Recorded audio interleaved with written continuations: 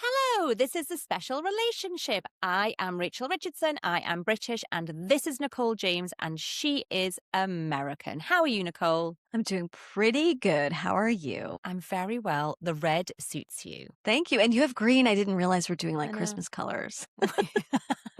In May. We're going to jump straight in after the success of last week's episode, where I relayed the 5 things that I thought were absolutely great about America. You are going to tell us what you think is fabulous about America, which non-regular listeners need to understand that this is remarkable because Nicole loves to shit from a great height on the USA. That's right. Thank you for saying that. Yes, this was a very hard exercise for me. I really had to dig deep and find the things that I think America does well. I just want to say, I don't think we're the best at this around the world. That's not at all what I'm saying. I think we do some of these things well. And so I pulled some of this from my own brain.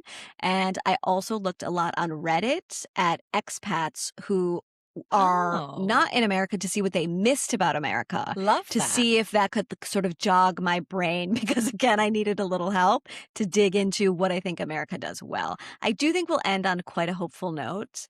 And I so like stick around that. for that because that's not usually my speed. It actually totally is my speed, like in my heart and soul, but my mind takes over and it doesn't let me go there very often. We're going to start with something extremely important, probably the most important thing on this list, and that's breakfast/brunch. Okay. I'm very curious once I kind of make my case what you are going to say, because obviously English breakfast is its whole thing.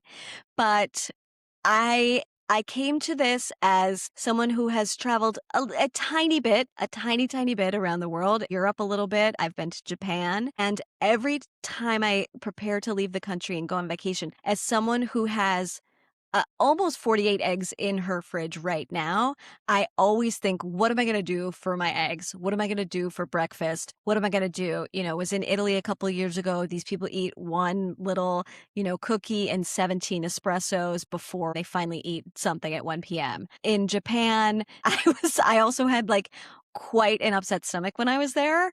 And so I was eating pre-wrapped croissants from the Tokyo 7-Eleven every morning just to get something down in my stomach before I went out to eat sushi all day. Nobody quite does breakfast like America, and we make it into a real thing. That's the other thing I'm going to say about it.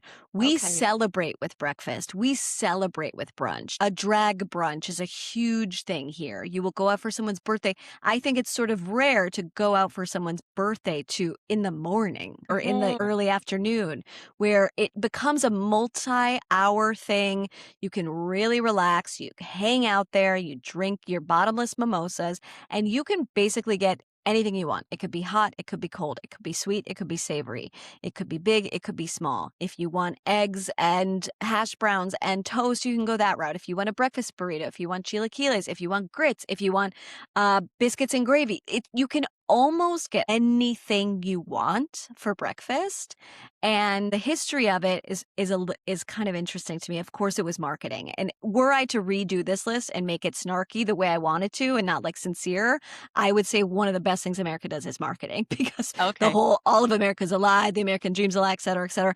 But one of the reasons why we became so obsessed with breakfast is because during the Industrial Revolution, when everyone was having to, really work their fucking ass off to keep living their life and paying their bills, we turned breakfast into, quote unquote, the most important meal of the day, which most Americans would say that they heard that growing up. That was, of course, a marketing tactic that came around in the 1940s. Was it big egg? It wasn't big egg, actually. I think it was cereal, but eggs, as you know, eggs are an extremely important part of my day.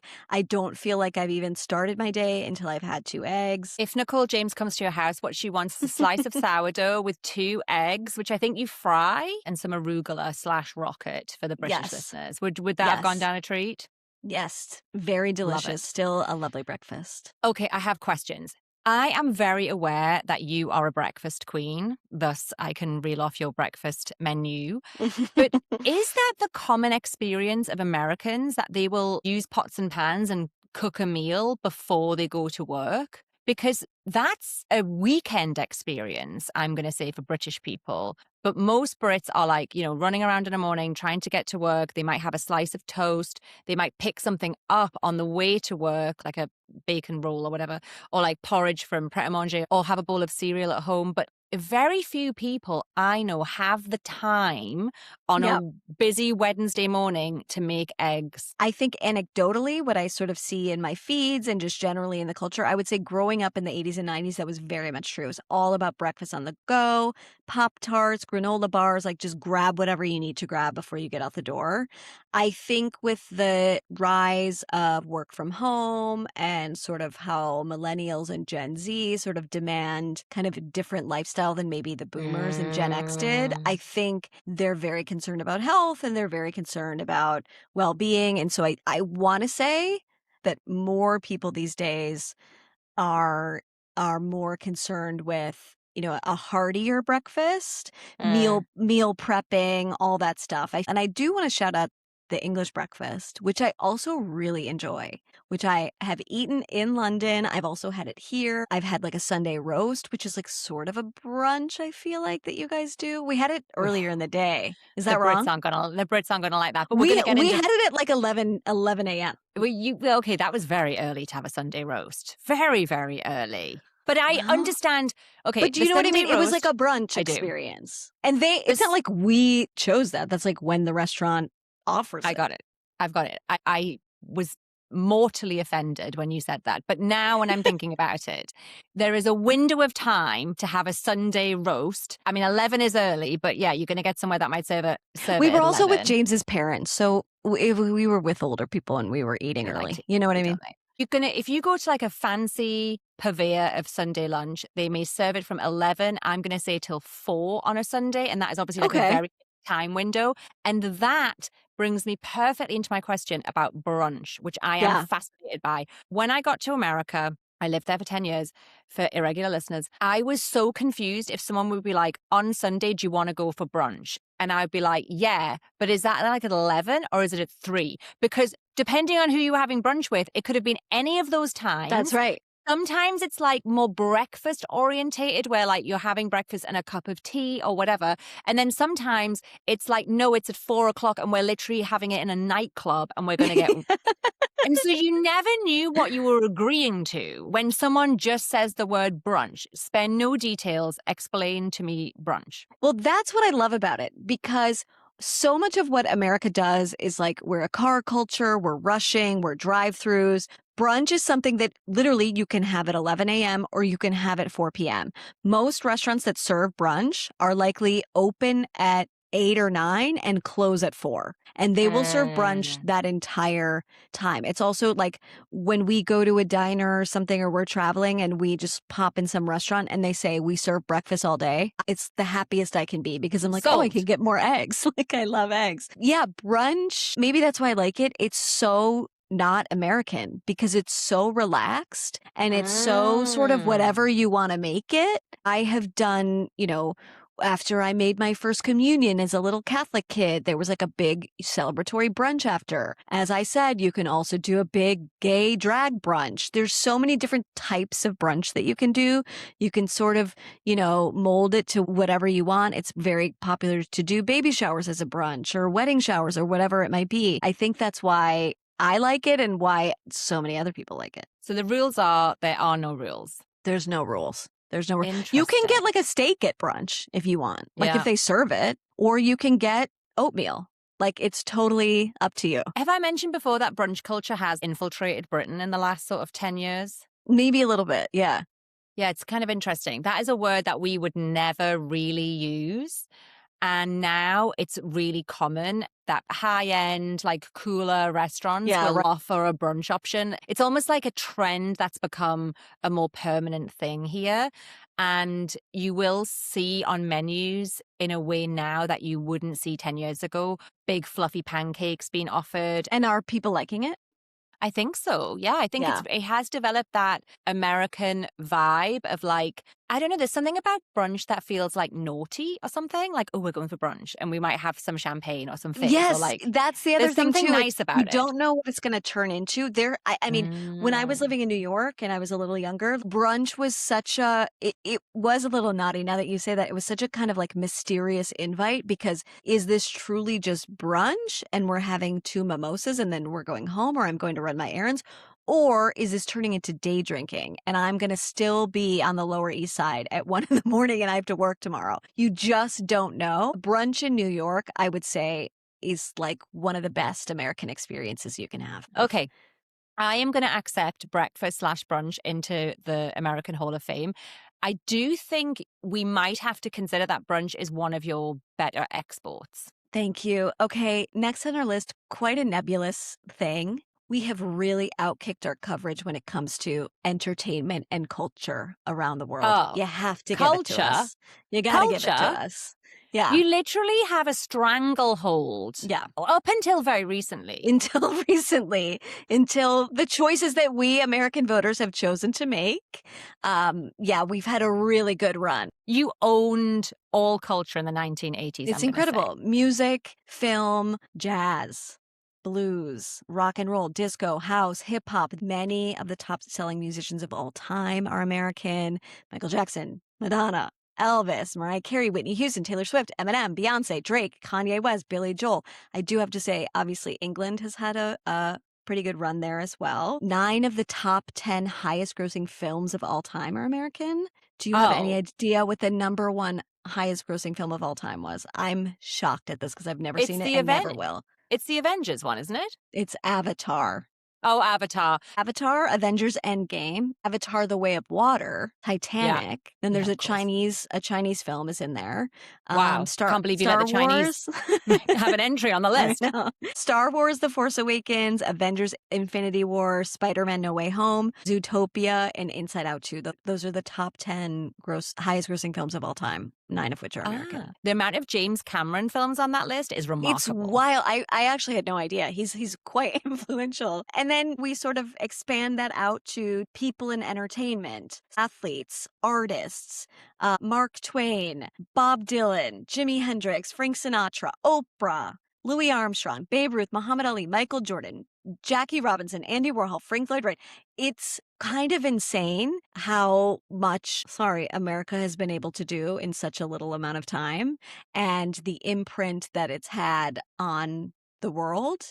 Of course, I would never, ever, ever be able to talk about any of these people or any of this section without saying how much influence Black people and the Black history of America has had on the world, on culture at large. I think so often when people talk about American culture, what we are talking about is Black culture. There would be Mm. no American culture without Black people. It's really very remarkable to know that even after, 400 years of slavery and the fact that, Black people now make up about 14% of the population, incredibly outsized influence that they've had on our Mm. impression on the world. It's Mhm. incredible. And I think that's really an interesting tidbit, considering the place that we're in right now with who we are on the world stage and sort of what is being undone. It's just, that's a different podcast episode, but could not get through that section without saying that because so much of American culture is Black culture. And thank God, because it's really good. It is. How much do you buy into the fact it was a psychological operation? What is? American culture, like Oh. Hollywood being this gigantic conspiracy to get like the rest of the world to be cool with Western ideals. So that was on purpose. I'm sure it's in there. You are a huge economic force that also would not exist without Black people. We would not have been the number one economic superpower in the world without 400 years of slavery. But I think you are trying to maybe arrive on the scene and tell everyone who you are. And one way to do that, the sort of soft power is Hollywood, is entertainment, is all of that Mhm. stuff. It does make me wonder why ours took over the world in ways that others haven't. But I think even now, seeing that Chinese film on the list, seeing the popularity of K-dramas, We have so much more competition. I just think the lanes are Mm. so much wider open than they used to be. It's just not going to keep going like this. I think our second 100 years was like a really great time for America to sort of spread its Hollywood message around the world, but I definitely think the door is closing on that. Like there's just no way. I mean, it's fascinating looking at the cultural interests of Gen A and Gen Z and how much they're into manga and K-pop and C-pop and all of these different cultures.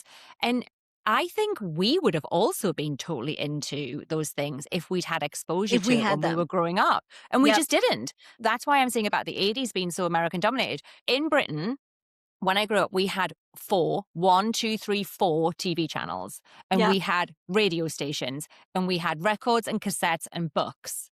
And then a lot of that was American, right? Dynasty, Dallas, they had such a massive impact in Britain on British Yeah. culture.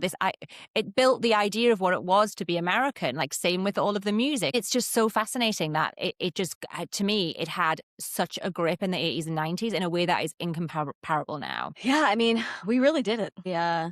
We really ate, you know. Well done. Well We'll done see on if we'll see your if we can keep it up, but I don't think we can. proliferation of your culture. What's Yeah. next?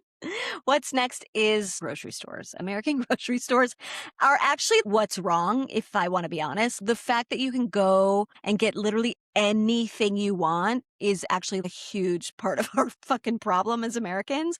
Let's say you show up to Grand Rapids, Michigan, which is a mid-sized city in the middle of a Midwestern state. You will go into a Meijer store, which is sort of a superstore, sort of a Walmart that sells everything, and you will not believe the size of the aisles. The Oh, aisles are gigantic. You could fit 4 carts across. The size of the carts, you'll say, "What the hell am I gonna put in here?" And then the next thing you know, you're leaving with it completely full. You will not believe the amount of options that are available to you. You've never seen anything like it in your life. And I am speaking specifically of a Meijer outside of Grand Rapids where where friends have a lake house. The beer aisle is I feel like I'm a shrunken person in like a big world. Like I feel like I'm in Honey, I Shrunk the Kids. I cannot oh, God. believe not only the variety of beers I can buy, but the size of the cases, the size of the coolers. They're just huge. You really can get everything. And I think in many other cultures, there's a butcher, there's a bakery, you pick up things along the way. Here, the size of the grocery stores, it's just unbelievable. My grocery store, Jewel, it's 2 stories and there's a bar. Every time I go there, I take the elevator up to the 2nd floor, I get my liquor. There are at least 3, if not 4, 5, 6 people sitting at that bar eating wings from the hot bar downstairs that they take upstairs. They have the Cubs game on and they're drinking beer at the bar at the grocery store. It's Sounds crazy. heaven. It's actually great. This phenomenon does exist in Britain, but only in posh ones. Please get in the comments if I've got this wrong, but I only know of a few Waitroses, which are really quite high-end supermarkets that have a bar.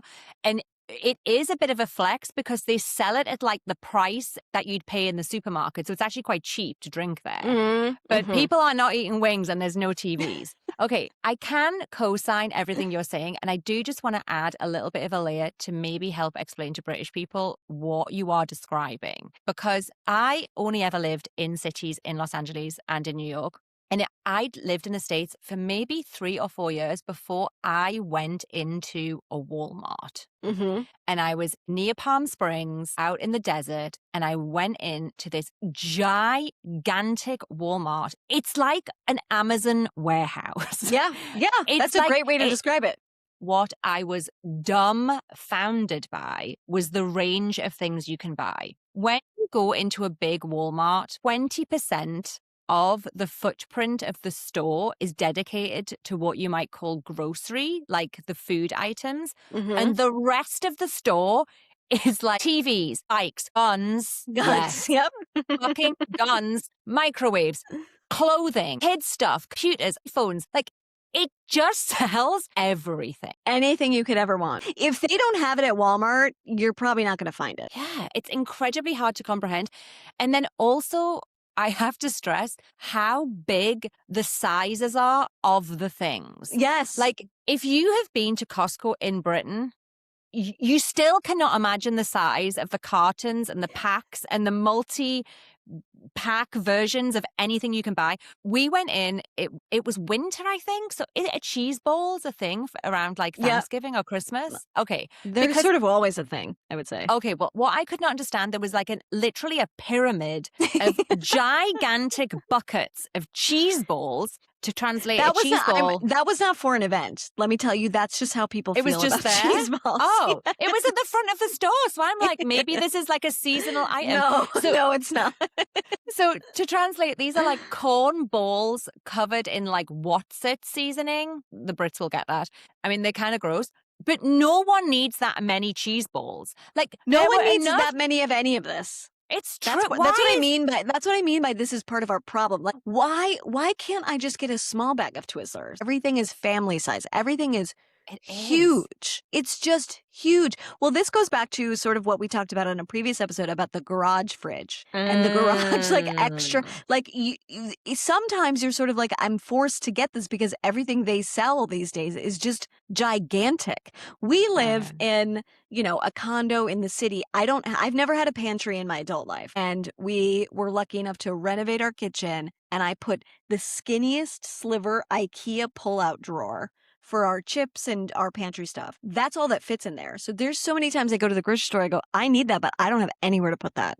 But I know I'm like against the grain. Most Americans have so much room to put all of this stuff. They must do their research and understand that this is the size that people are buying want. It. Mm-hmm. Or is it that they're just forcing us to buy all that stuff because it helps their margins? It's probably a little bit of both. Maybe I can't compute how much food like a family of 4 or 5 gets through, but I'm still standing by the cheese balls. That they were so fucking big. Like that was enough cheese balls for like 100 people. It was like truly mind-blowing. I could not get my head around why you'd need anything that size. Yeah, I think it's so funny you thought that was like a seasonal item, like a Thanksgiving item. They were making such a big deal of them. I'm like, what is that? What is going on here? They just needed a pyramid. They were like, go get something big. We'll put it in the front of the store. Maybe they were on sale. Maybe that's why they were there. For another episode, which we definitely do need to do about guns and the Second Amendment, I do actually want to know what percentage of people buy their guns at Walmart. Like it's probably in like the top 5 of like gun retailers. I think were you to ask me, where do you buy guns? Well, as someone who is not a gun owner and not interested, one of the places I would say is I know that they sell them at Walmart. I know there's gun stores, but like, I guess if you need one quick, you go to Walmart. Also, for the avoidance of any doubt, they're very obvious too. They're in the gun section. Yeah, there's a whole section and they're like very obvious. So you walk in and you glance to the right and there's just literally like a cache of fucking weapons. Yeah, it's like bikes. So weird. Camping material, guns. Yeah. Yeah. I was more freaked out by the guns than the cheese balls, but the cheese balls clearly stayed with me. Yeah, it's very weird the first time you see it. But I mean, listen, again, I think it's a huge part of our problem that we just make everything big. But when you really want, for example, cherry Coke Zero, I can go get that. Not at my grocery store. I can't get it at the little bodega across the street because they don't have it. But I can go to the bigger grocery store and they'll have it. And this was going to be my question, because what we've all just said there is that these actually aren't great things. But your point is that they're so gargantuan that the convenience is unparalleled. Is that your point? Yeah, because initially this section was going to be called convenience. But I didn't want, because I think America does convenience better than anybody else. Could not agree more. But that sort of turned nebulous. And I was like, well, I'm kind of mostly talking about grocery stores, even though I think there's like a really bad element to it.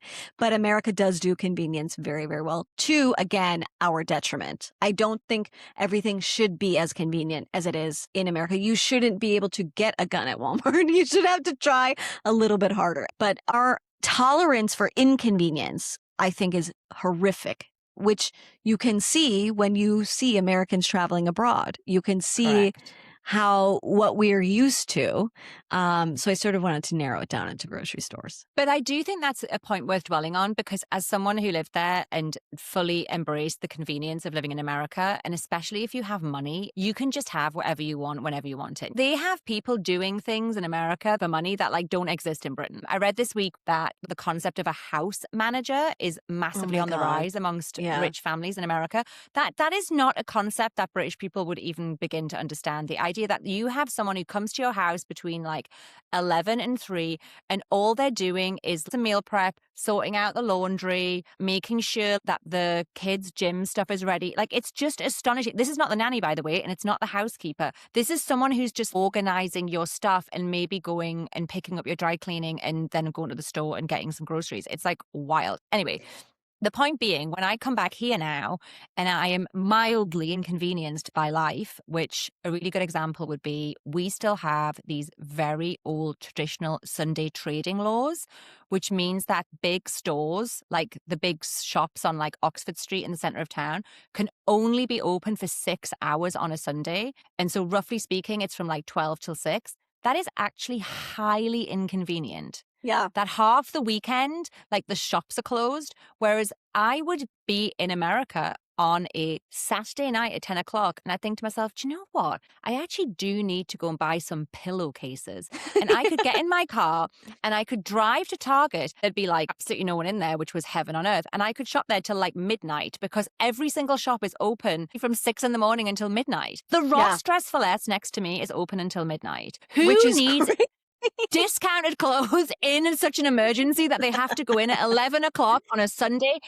Oh, it's open. Everything's open all the time. Everything can be delivered to your house at any hour of the day. Some things you shouldn't be allowed to have because it makes life better for everybody because you're living in a society. Because if you keep the grocery store open till midnight, someone has to work at the grocery store until midnight. Do you know what I mean? It's like you can't wait until tomorrow. Like we used to live in caves. You know what I mean? Like you don't need pillowcases at 10. But I also understand you're like, oh, I could finish it now and then I don't have to go to the morning and then I can get this thing done tomorrow morning. So I totally get it. And I am by no means above it, but it's as great as it is. It's also, I think, a huge, huge problem. The drive-through culture did used to drive me crazy in Los Angeles. Like the road would be permanently blocked at the end of my street because there was a Starbucks, and the drive-through line would every morning spill onto the actual road. So it would actually block traffic. And that was a very busy road. Like I was always scared driving by that line because it's like people are doing 50 miles an hour. I would like drive past them, literally shaking my fist into the sky, being like, just park and get out your car and go and get the fucking coffee. And then you're not blocking all the traffic. To me, it was just wild, like how much Americans just put that first. What I should say, though, to be positive, because we're trying to be positive in this episode, is that you do get incredible service as a result of America's obsession with customer convenience. You might This have is to one pay of a the tip, things I read but you about get on great Reddit. service. So many people, so many expats, people living all over said they have never had the customer service that they've had in the US. I was like, really? But I'm just, I'm so used to it. People will really go above and beyond for you. It's very nice. Well, shall we move on to my final and most hopeful point? What you got? One of the things that I think America does very well, I'm not saying the best in the world, but when we do it well, we do it very, very well. And this is multiculturalism / melting pot / give me your hungry, give me your poor / Lady Liberty core. When we work together and use all of our influences, everybody's individual personal histories, inspiration, cultures, traditions, when we bring them all together, to me, that is the promise of America. To me, that is what America's ultimate, potential can be. And we have seen glimpses of it throughout our very violent, controversial history. We have seen glimpses of when people do work together and make extraordinary change. And then from that change, tell very inspiring stories to the rest of the world. The civil rights movement. I mean, again, the impact that Black Americans have had on democracy that has traveled the world. The Americans with Disabilities Act and what they did by protesting and not only working, inside the system, but outside the system. AIDS activism, labor movements. There have been so many ways when Americans have stood up and said, this won't stand anymore. We're not going to do this Yeah. anymore. And I think we can learn, of course, from so many other countries who maybe do it, I think, a little bit better, like France. I love that they like light manure on fire in the middle of the street. I would love to see some of that come over here. As cheesy as this is, I really do believe this. There are so many examples of movements of the people. Unless you are a Native American, which we systematically brutalized and colonized for millennia, for hundreds of years, we are all immigrants and we are all like building this thing together. It is through this democracy that's supposed to work that we can make it what we want. And I think lately, I've been watching a lot of Heather Cox Richardson, that historian. I don't know if you've seen her, but Hmm. one of the things, as someone who studies history, one of the things she likes to remind her audience of all the time is that the future is not written. It is not set in Hmm. stone. It feels like it is, but it is not. And if we work together, maybe there's still hope for us. That was very well said and very well put. I think what I've observed from my American friends is a massive sense of grief Mhm. that this sort of coming together and respect for everybody's cultures and traditions has been eroded. Obviously progress is not a straight line, but obviously the last 10 years, it really feels like there's been a backsliding of rights of certain individuals to certain groups to women's rights. It just feels like America's took this gigantic step backwards. And I think a lot of people, they're like grieving the fact that this promise of multiculturalism and of all rubbing along together has just Mhm. been forgotten by so many people. Do you think that's right? 100%. And many Black activists will talk about this all the time. It wasn't until the Voting Rights Act and Mm, this and civil rights that we actually were even a true democracy, where there weren't poll taxes, or there wasn't, these things you had to do to get your vote. We've been slowly chipping away at that ever since. And with the Supreme Court decision, I think it was last week, we're still chipping away at it. We're constantly fighting this thing. But I do think there is this story growing up in America that you're told about what it is, even with all of, again, the sort of violent past and the truth about America. There is still something so like alluring about this fairy tale promise about America being this melting pot and what you can achieve together, that feels like we've touched it throughout moments in history. And I think you're exactly right. I think it's been over a decade now at this point where no leader in this country, or very, very few of them, are actually talking about trying to get back there, or talking mm, about the moments when we have done that and made progress for everybody. And it's exhausting, and it's just sad. Like, I mm, think grief is the right word, because it's very sad. mm. You could obviously frame what's happening currently as something really negative, but you've kind of put this on the positive list because when it does work and when it has worked, it is a beautiful thing. And I do think a lot of that comes out in, real patriotism around things like the Olympic Games Right. or when America's on the world stage. I always find that really interesting. And I also see it in Britain, which, we have definitely had a backsliding. And I was just telling you earlier that we've just had elections and Reform, who are like MAGA adjacent, MAGA light. I'm not quite sure how to describe them in American terms, but they're very anti immigrant and very pro white. That those views that I don't agree with sort of have become very pervasive. But then those same people will pull on an England shirt and watch a team with a high preponderance of black players and cheer them on. And it's like, wait, don't you get that none of this actually stacks up? That's why sport is such a sort of honest business in a Yeah. way of like, we're just trying to find our actual best and brightest. And isn't it funny that it turns out that it's a very strong mix of people Yeah. who excel in these areas Yeah. and don't actually represent or look like the country that you are trying to move us towards. I find sport really interesting. It's like almost like a truth serum in Yeah. in many ways. Amen. That is the only time you will hear me saying what is good about America. When you went But through all of this and you were doing all of your research, and I guess just over the last few minutes of you talking about it, did you feel patriotic? Like, what did you feel in your soul? no. No, I mean, but you gotta understand, I'm in this every day, Mhm. in the country, in I the know. news cycle, It's tough. in the notifications, in he did what? You know, and then you remember that people voted for this, you know? Mm, And I've been paying much more attention to history, and there's a lot more kind of patriotism and hope in the stories of the past than there mhm, are right now. And just knowing that, everything comes around, everything's cyclical, nothing lasts forever. That's the only thing I have to go on is the times in which that we have really shown each other like who we can be. I do mm, think we're still the same people. We are the same country that voted for Barack Obama twice. Like, this yeah, is just crazy to me. yeah. But there's also, there's light and shadow in every place. And, we've just been in a real shadow period, and we'll just see when we get out of it. Well, I'm liking positive, patriotic Nicole, whether you feel it in your soul or not. This was great. Thank you so much. We will be back next week. We're in your feeds every Monday. Like, subscribe, follow, do all the things, and we will see you next time. Thanks, guys. Bye.